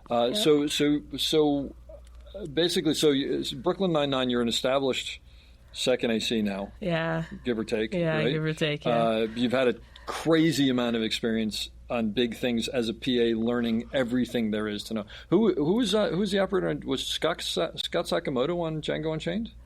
No, it was actually Colin Hudson in the portions Hudson. that, Okay. He gotcha. also, wonderful Great gentleman, guy. Yeah, Colin giving and I me kind of rigs. came up together. So, super nice guy. He's like, you want my backup rig? I'm like, Great upper. Yes. He's like, it only has a TB6. I was like, no problem, sir. So did you buy his Steadicam? No. Okay, so how I ended up buying a rig was I had to get a vest, because what I found out was that those first 5 years was that the vest didn't fit me. That at is all. a big part that a lot of people don't know. Yes. And so once I figured that out, I ended up purchasing a vest used from an operator named Mike Nelson, who he's operating now and is like big time, whatever. And he had a pro vest that he didn't like. Okay. And so I took it to Pro, and Pro was still here. And I was like, hey, Jack, I bought this vest. Help. Yeah. And so Jack took the vest apart, put it in 2 pieces, put 1 piece on my back, 1 piece on my front, and bolted it on my body. There you go.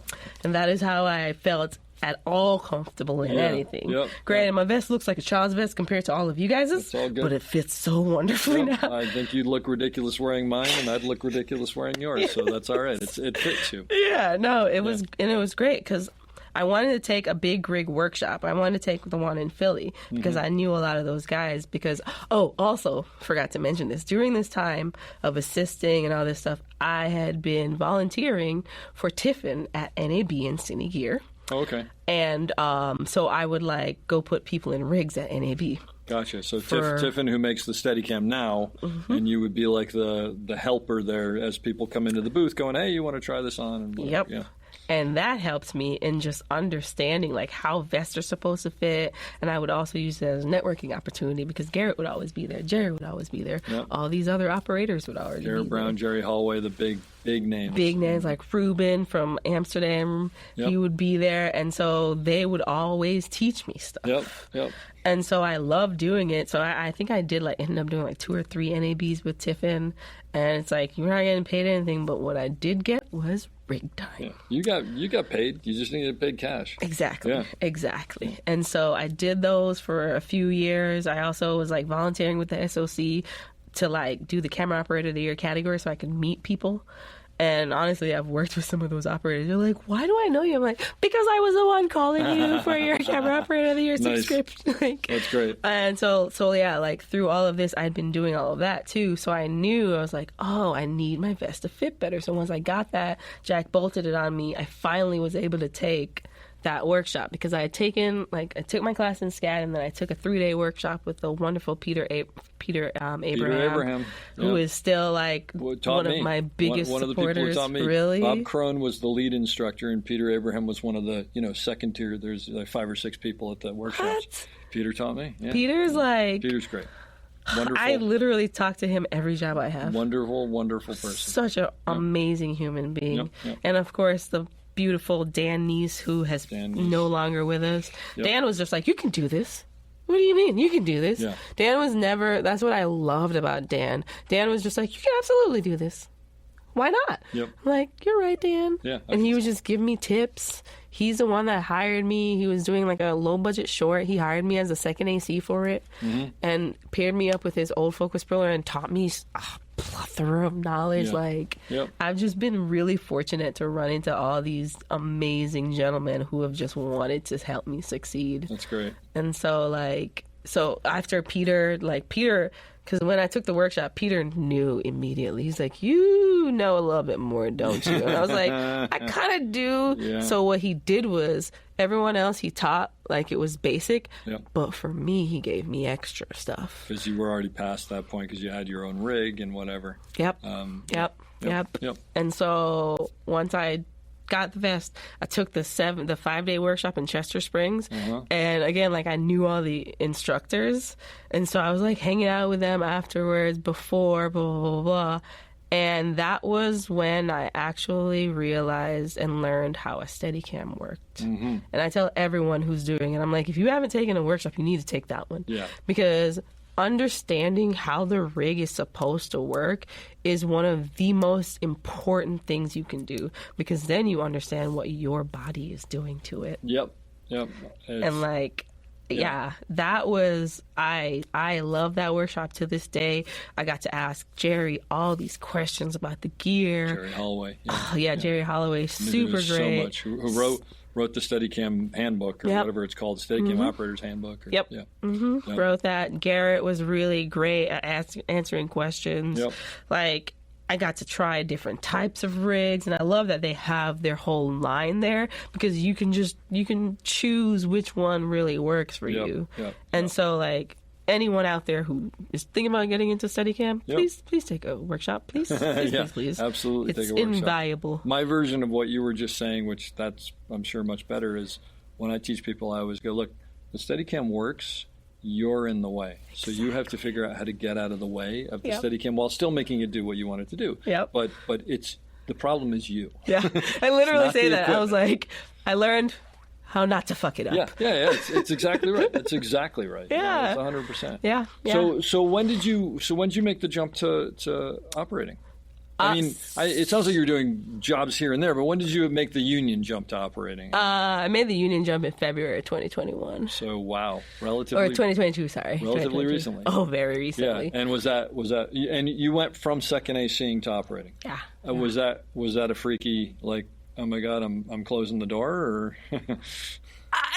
Kind of, but like you were saying earlier, I got real bored. I got super bored, and I started to, like, my mouth started to go, and I was like, oh, no, Rochelle, no, this is you not do what we not get to talk back to people like that, no. And so that's when I figured out, I was like, oh, the challenge is gone. There wasn't anything massive that I was learning on my day-to-day anymore. And that's when I realized, and I was comfortable as a second. I was super comfortable. That's I when had it a gets focus puller that I was working with. It becomes a problem a little bit. Yeah. I did ER for 3 years, and I left after 3 years because the first year I would have slept on set. The second year I could not wait to get to set. And at the beginning of the third year I was like, I'm getting a little tired, and it started to, even though it was amazing, it was on such a high level, but we were doing it so much. I mean, I did 63 episodes as the only camera operator, and by the end of it, I was sort of realizing I'm getting bored, and I can't believe I'm getting bored, but I'm just getting bored because there's only so much you can do in here, and the truth of the matter is there's always more you can do. But I just saw my attitude sort of going, and I realized, you know what, I'm never going to be this young at this point in my career on something this big, and I want to leave I want to leave while they still want me here, as opposed to after they want me gone. And it was a really, really hard decision. But I left, and I look back, and I'm glad I did, because I think I was becoming sort of like, we could do that, but and it's just like I didn't want to be that way. So very much, it's smart to listen, and it's hard because all right, I'm going to finish this job, and someone else will call me, and I'll work that, and then I'll say, it's easy, but I think it may be a life lesson as well as just this business. If you're not challenging yourself, it's like you gotta move forward. So you made the jump to operating, and you're basically a B camera operator, Steadicam operator, right? And so the A camera operator is, I'm assuming, generally not a Steadicam operator. You're the sole Steadicam, or sometimes for the ones I've been on, the A camera operator have been Steadicam, but I've also known them forever, so it's been great. But so on those, have you just been B and not Steadicam? Okay, but so you're still learning from them, but you're not doing Steadicam. Which I love because just camera operating in general. Take Steadicam out of it. Yeah. It's a lot. And when you go from like seconding to operating, you have to like turn your brain a different way to like this new position. So I have not been upset at all about like, oh, I want to do more steady. Like, yeah, I'm going to. But what I really want to just be is a really good operator. That's great. I just really enjoy Steadicam because I'm a glutton for punishment. Sure. Yeah. But, like, I'm like, okay, if I learn how to frame on a head dolly handheld, when I go to steady, it'll be an even better frame because I can move through it. So let's talk about operating. You jump from second ACing to operating. What are some of the biggest hurdles? Confidence. Yeah, okay. Because I was really confident second. Yep. I knew exactly what I needed to do, where I needed to be, what my job was, everything. And now it's like, I'm like questioning myself in ways that I remember doing it when I first started second. So what do you do about that? On set. You're on set, you're questioning yourself.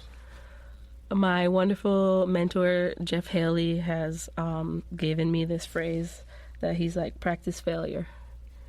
Because that's honestly one of the most important things is how you get out of, once you failed at a shot, it's your attitude after that. Because you can either flounder and ruin the rest of your day, or you can say, hey, guess what? I'm human. I fucked up. It's cool. Now, what did I just do wrong? Okay. All right, I identified that. How can I fix that? Yep. Is that fixable? Sure. Let's come up with something. All right, cool, let's do it. And like I found out that if I look at it in that way, my mind doesn't have time to like tell me I'm inadequate, tell me what am I doing here? Like, you're not supposed to be here. Like, look at you. You're like the only one here anyways. Like, why are you even here? It's like my brain doesn't have time to like. So you basically just don't give yourself the ability to do that by filling it up with something that's actually useful. Exactly. Yeah. Exactly. That's a good strategy. Look, my version of that is it's not the falling down, it's the getting up. Because everybody falls down. Everybody falls down. And one of the things that I have, I knew this, but I have talking to people on this podcast has pointed out to me is that I don't think a lot of people recognize is they look at people with 30-year careers and they go, oh, everything they do turns into gold. And it's like, we're hanging on by our nails most of the time trying to figure out impossible things that we actually don't think are going to work. Yeah. And confidence is, look, where you are right now, no question. But I go on to shows and I'm like, God, can I do this? Can I pull this off? Or not? And not only it's a little different because at my point, it's not can I pull it off, because I know I can pull it off. Yeah. It's can I pull it off to where I'm going to be happy with it and they're going to be happy with it, and what, so it's just the range changes, but it's still sort of, you're still questioning. I mean, one of the things that I ask the operators who've been around forever, and I ask almost all of them, is, do you ever get nervous? And they're like, every show. Which blows my mind, because I'm like, I'm nervous the first day I show up. Yeah. My hand just like, yeah. And but the only difference is that the more you do it and the more years you're in it, you're like, okay, I'm still nervous, but I know that's just a human reaction. Yeah. And I'm gonna be okay. But there's a little part of me that's wondering if I'm gonna, if I'm gonna be able to do this or do that. Yeah. So yeah, that's the next. And what about technical skills? What's been the hardest hurdle to overcome? Do you work on wheels? You work on a fluid head? Okay. Yeah, awesome mentors who've always told me, hey, you need to learn that. And also, honestly, I feel like I kind of had a leg up because, again, like the people I would work with knew what I wanted to do. So like they would do things like how was it? It was like, Space Jam. Yeah. Like both operators are my homies. So what they would do was they're like, you're doing all the VFX shots. So they would walk off, go figure out the rest shots, and they'd be like, all right, VFX pass. And I'd be on the wheels on the crane. And the VFX is, for anybody, is basically, it's called tiling also. I'm assuming you're talking about tiling? Yeah. Where the VFX people are just standing next to you, go, okay, tilt up, go left, go left.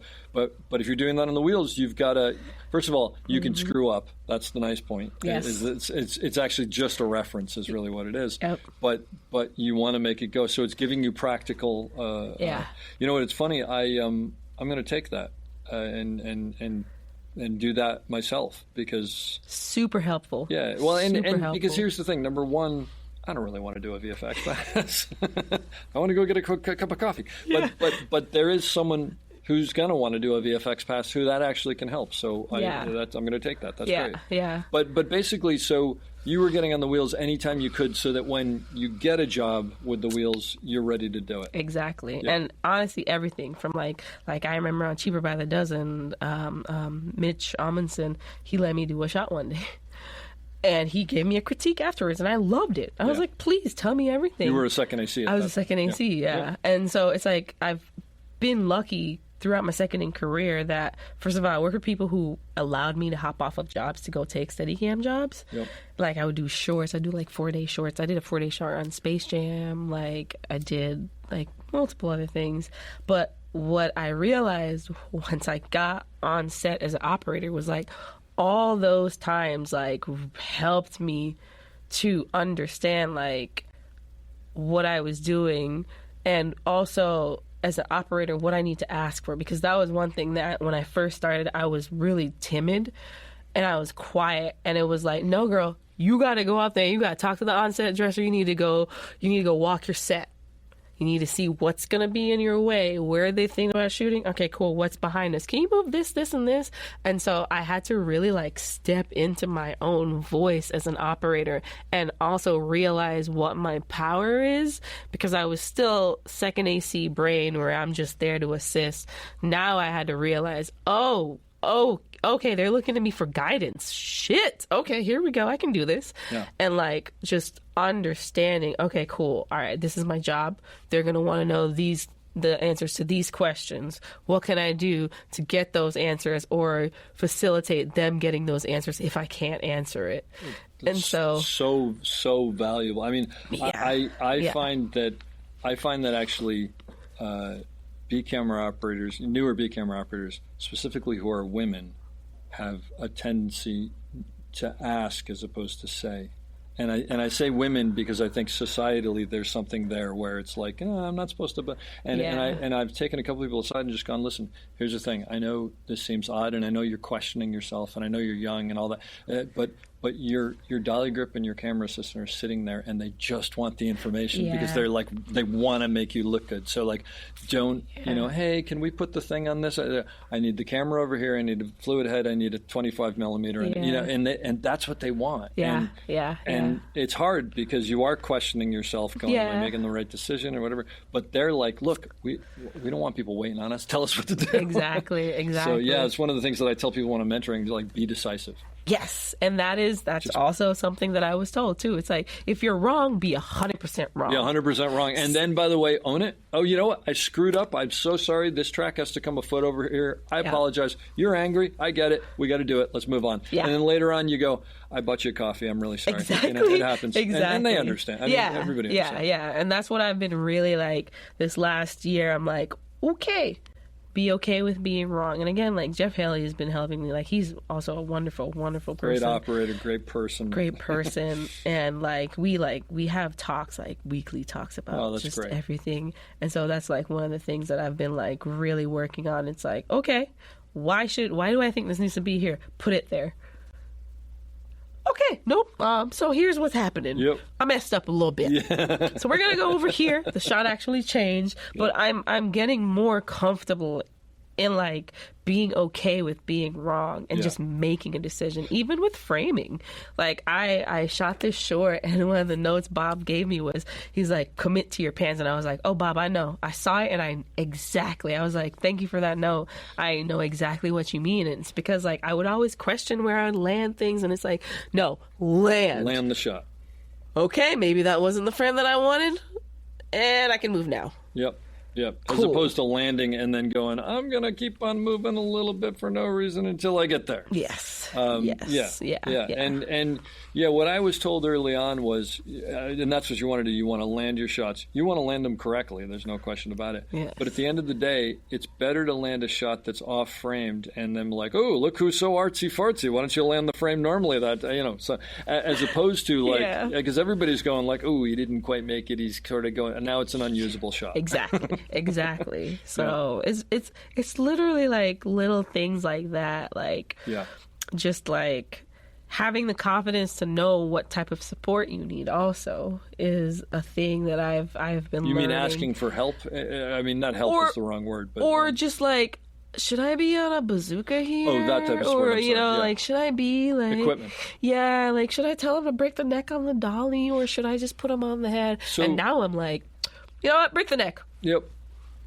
Cool. Yeah, I think we'll be around here. Break the neck. And so working with a dolly grip. Yes. I mean, do you mind me asking how old you are? I am 36. You're 36. Okay. Gladly. For people who are on a podcast who can't see, you do not. I thought you were in your 20s. Okay. You between your energy and your look, I think you're in. But anyway, you come off as a young person. Yeah. And this is an industry sometimes where you get there and the dolly grip will be 10 years older than you or whatever, and a guy, and in some cases, like many people on a set, maybe not so psyched about taking. Well, there's two things.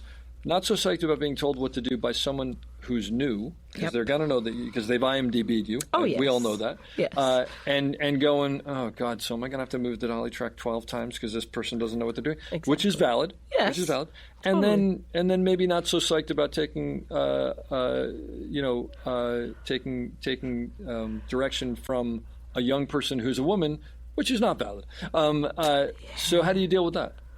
Okay, so luckily for me, all these older dolly grips, I'm friends with them already because I've been seconding with them. There you go. And so when they see me, they're like, you moved up? I'm like, yeah, Brad. He's like, I'm so excited. Yeah. And so what I also, like, I learned this years ago. It's like, if you're going to hire someone that's good at their jobs, you're hiring them for their expertise. Mm-hmm. So what I do is like say you're Brad Ray's or whatever, I'll be like, Brad, what do you think?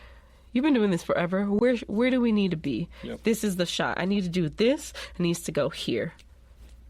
Let me know. And I find that like if I respect them, and granted, this is not going to work for everyone. If they don't like you, they're not going to like you, even if you show them the utmost respect. And I've run into that before. But what I found is I try to utilize the knowledge that's around me. Because I know what my shortcomings are, and I might not know some of them, but I know that I'm lacking in experience, but I also know that I'm trying to learn everything. So that's kind of how I approach every day that I go to set. I'm like, what can I learn today? That's great. And who's going to teach it to me? Well, and I think there's something inherent with what you just said is asking the dolly grip, because their expertise is laying track or whatever, what they think, is not a weakness in you. It's an acknowledgement that they have an expertise that you don't. Yep. And to your point of let's break the neck, I'll do the same thing, but I'll usually go, let's break the neck because I need to be here, but I think we're going to have to go here. And I tell them, and there's a reason I tell them why, because then they can know why I'm breaking the neck. And if there's something I'm not thinking of, they could go, or I can do this and we can get both of those places, but we could also get up here if that happens. And I'll go, you know what? You're right. Whereas if I just say break the neck, they're just going to do that, but I may have missed something. Yep. And the other thing I'll usually do is like for cranes, and I'll look at the crane shot and I'll think, okay, I know where I want the base to be, because cranes are all about where the base is, yep. right? Especially telescoping cranes. Yeah. But then I'll usually come to the dolly grip and go, okay, so the camera needs to be here and it needs to go here and we need to do this and we need to do that. And I describe the shot. Where do you think the base should be? And I'm not testing them. What I'm doing is I'm saying, I don't want to put anything in your mind.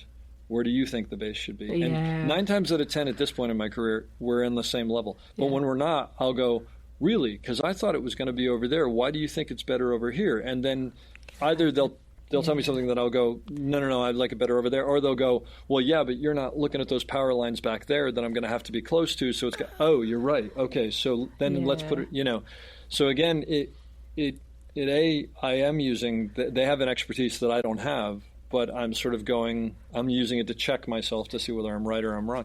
But but again, it's not a failing. It's a collaborative effort. Yeah, you know? And like I was like the movie Resball that I was on.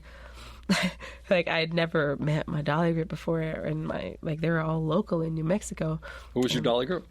His name is Alex Cintron.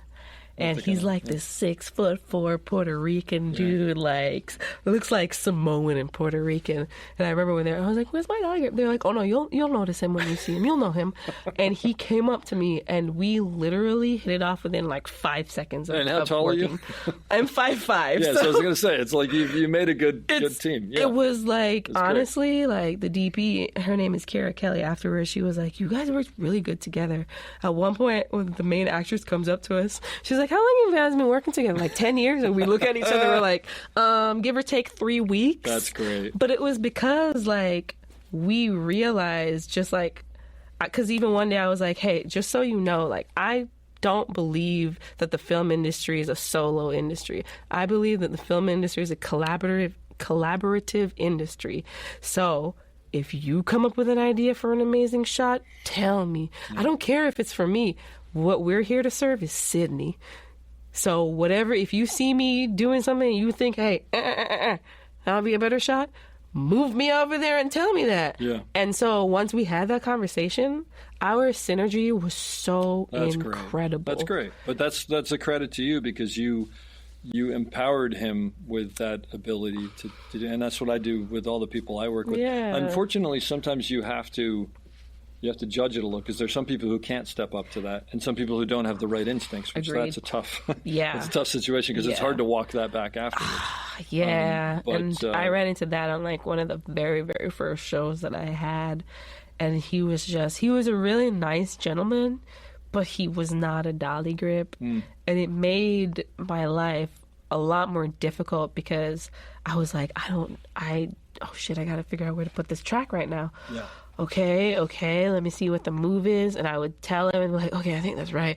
And like, I remember like one time he put the chassis in the wrong side on the track and I was like, I need to be over there. I'm so sorry. You're going to have to take this off. And it was like a set with glass walls, so we had to be really careful. Oh, boy. He ended up having to take it back off. And I just was like, okay, I now understand. I literally had that moment where I was like, this is why the Mike Walls of the world are amazing. Because I've got to make these decisions myself and not rely on it. Yeah. But those are tough things to learn. But again, it was another learning experience that, I've taken a lot out of like now, but the dolly grip is like so important. Yeah. Incredibly important. Like I remember one day I'm doing a handheld shot in the basketball court, and I'd been sitting there so long that my leg fell asleep, and I had a Charlie horse, and he pulls the camera off my shoulder, and I was like, "Alex, I can't move. Alex, I can't move." And he literally picks me up by my ergo rig and takes me off the set and puts me on the side.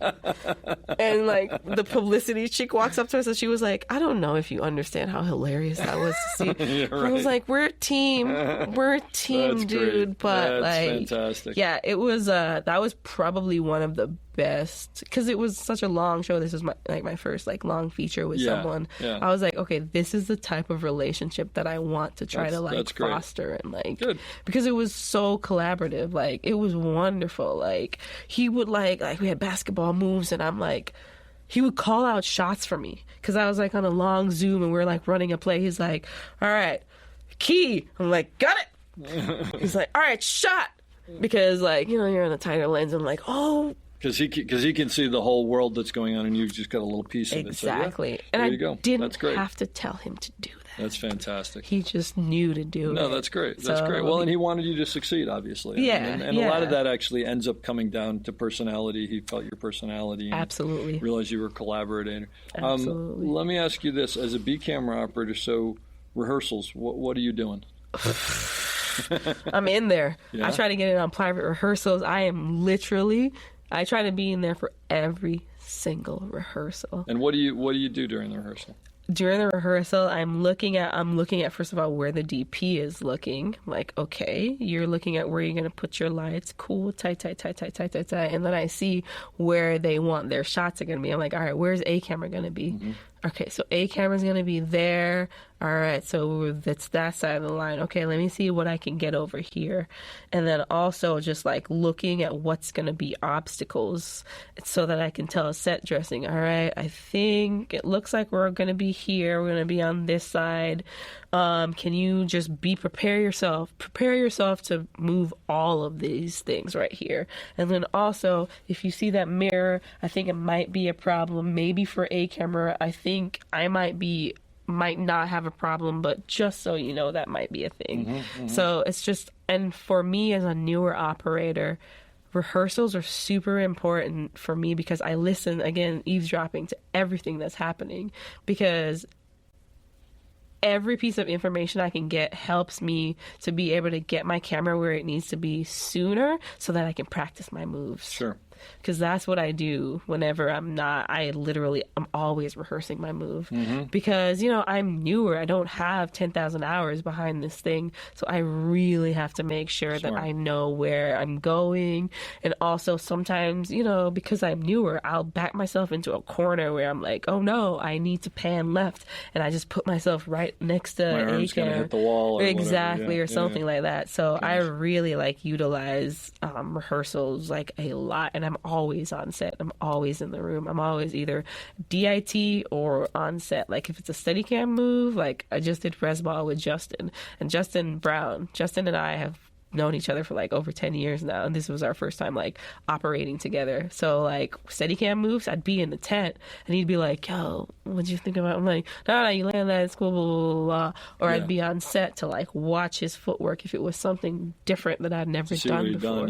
Yeah, so like cool. Especially like right now for me, I'm learning so much. That's great. That I yearn to be close to everything. Like even lights, I'll be like, okay, why is that there? Like, okay, I think that's gonna be out of my frame. And like also part of my thing is I don't like to waste people's time. And when I say that, I mean I don't like to have people move things that don't need to be moved and like and they don't like to do that either. Exactly. Cost a DP time by not telling them about light. So I try to stay on top of that. Like I don't ever want to be telling someone about a light right before we roll.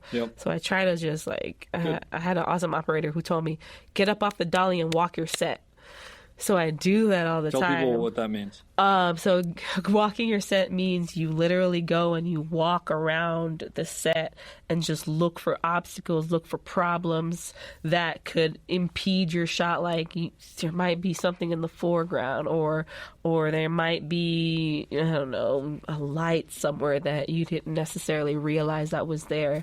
But just any and everything that could impede the shot, or honestly impede the actor too, because you have to remember that what you're doing is in service of the actor also and the director, because if they weren't there, you wouldn't have anything to frame up on. That's true. So I'm like, I try to be very, and that's honestly one of the things I really like about this job is working with the actor. So tell me about that. It's invigorating, actually, especially on Steadicam too. I love dancing with actors, handheld too. Like, it's just, if they can get me to feel the emotion that they're trying to get, I know we got it. Nice. And so that's one of my favorite parts. Like, I love working out Steadicam shots where I'm like, hey, so I got to do a changeover a little bit. So if you can just milk that look, it'll give me time to turn my body around and we can start the walk. When you're coming up on me, like, remember, one of your steps, two of mine. So I know you want to accelerate here. Yeah. I'm going to remember that and I'm going to take off. But you got to remember, you got to slow down for a little bitty time so I can get around here and there. Yeah. And, some of the greatest actors, they totally get it because they understand. It's and like, and some don't. And I've run into that before. Yeah. So what do you do when that happens? What do you do when you're working with, two questions. What do you do when you're working with the actor who doesn't want to work with you? Mm-hmm. And how do you, when you meet actors for the first time, how do you determine this is someone we're gonna be working together, this is someone I have to work around, this is someone I probably shouldn't talk to? So first of all, how do I deal with like a more difficulty actor? First of all, I don't believe in having someone affect the way that I do my job, right? So if my job is an operator and I have to talk to you, I'm going to come up to you, I'm going to introduce myself to you, I'm going to ask you for what I need. If you tell me no, I will say, okay, no problem. I will figure it out. Thank you so much. And I will go back to my camera and I will let the DP know and the director, just so you know, I asked, it's not going to happen. So we'll just pivot. We'll figure this out. We'll add another setup. It'll be fine. And then as far as like, how do I know?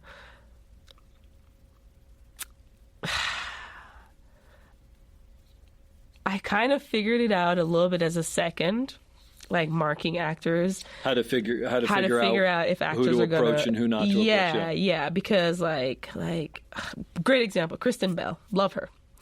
She used to like tell me, don't worry about that, my girl. I'm going to blast through that one. Just give me one back there. Don't worry about the desk because I can feel the stapler on my butt and I'm going to put my butt on the stapler. Mm-hmm. And so I understood, like, you can tell, like, when you meet someone, like, first of all, if they look you in their eye, that's, like, a big thing for me. I'm like, when I meet someone, I'll always look you in your face. If you do not, I'm like, okay. All right, copy that. Like eye contact, understood. And then I'll kind of like introduce myself. Hi, I'm the camera operator, blah, blah, blah. Let me know if there's anything you need.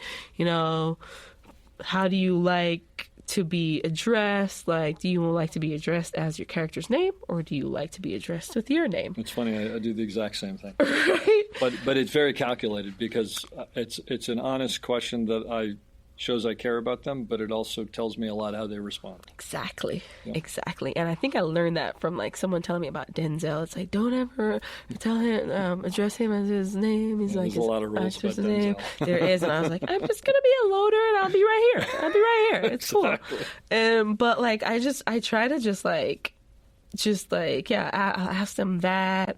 And just be like, I'm here if you ever need anything, if you feel like I'll be happy to just hold a role. I can make up something if you ever need anything. Just let me know.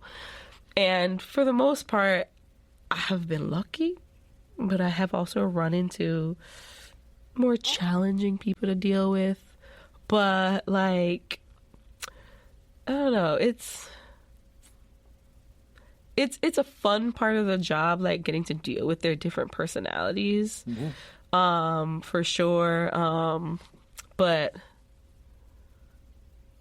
I don't know. I don't think I have enough experience there yet to like really say how it would work. That's honest. But that's fair. So far I've been lucky, and I'm gonna just knock on wood. That's good. That it stays that that's way. All good. But yeah, that's how I try to just approach them as human beings. And just show them that I respect you as a human. I will always respect you as a human being, no matter how you treat me. It's cool. Yeah. But just know, if you treat me badly, then I won't. I'll just talk to you about what I need to talk to, and that'll be it. That's a good way to go. And that's it. So yeah. Well, Rochelle, this has really been fantastic. I feel like after listening to you that clearly I'm going to be your B camera operator someday. Probably I'm trying someday, to be your B camera operator first. Thank you so much. There's so much great information here. Thank you for having me. As I suspected, I think you just, because you're in the process of this, I think you have a more immediate and probably accurate view of some of the things that I keep talking to people about, because you're in the midst of it, and you also you speak about it very well, so that was great. I'll leave you with my final question that I leave everybody, which is slightly different for you. Okay. But what is your advice to people in your situation who are just beginning this journey, people trying to start the journey, film students who want to be operators? What is your advice for success? My advice for success would be, whatever job that you were currently occupying, do it at the best of your abilities. Like, don't worry about operating right now. Don't worry about, just try to be the best at what you are now. Because when you do move up to that ultimate job that you want, you'll understand just how important it was to be good at those jobs. because I am understanding that right now every single day. I am literally like, there's some days that I have that I'm like, you remember that when you were a second, right? Remember when that operator did that? So you honestly never know when a piece of knowledge is going to come in handy for you. So just be open in the position that you are to learning everything you can about that position, and always be striving to learn more. Like, always be striving to learn more, because knowledge is definitely the key in this industry. And preparation. Practice. Watch movies. Watch TV shows. Watch experimental shit. Watch shorts. Shoot shit. Shoot like a 30-second project. Shoot your cat. Shoot your dog. Shoot your toes on the ground. Frame something up. Take photos. Like, anything that you can do in a visual sense, like, do it. Because you never know what you're learning. Like, everything is a new, like, every second you do something is almost like a new experience for your brain. It's like, because you got to remember, like, as adults, our brains aren't necessarily, like, taking in new information like when we were children. It's like playing back through a series of, like, experiences we've had. So if you can get your to a moment where you're just, like, deep in it, and you can have, like, these moments of, like, true learning, you'll get so much out of that you don't even realize. It'll be in your subconscious, and you'll be on a set one day, you'll be the AOP on something, and they'll be like, hey, we got an idea for a shot. You think we can do this, this, this, this, this? And you'll be like, oh, shit. Yep, we can. We can. Because you'll remember 5-6 years ago, you were in your apartment and you tried to do something like that. And you're like, if I had this gear, I would have done it this way, this way, this way. So you never know where your references are going to come from. So that's what I would say. I hope you enjoyed that as much as I did. We'll be back soon with another great episode. Don't forget to check us out on theop.io for all sorts of information on operating and storytelling. So thanks for listening, and have a great day.